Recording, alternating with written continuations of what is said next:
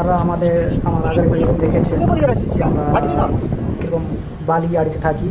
এখানে ঘর বাড়ি নেই, এখানে 6টা কুকুর আছে, খেতে পাই না। আমাদের সাইফুলদা খাবার দিচ্ছে, ছোলা আর জল বিস্কুট দিচ্ছে, ওগুলোকে খেতে দিচ্ছে।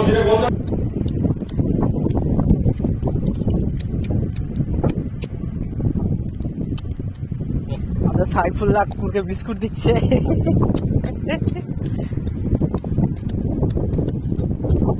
একটা বড় হয়েছে।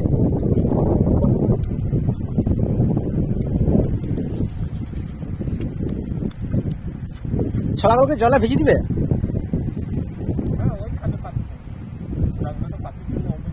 এই বিস্কুটটা অনেকক্ষণ ওদের পেটে ভরে থাকবে।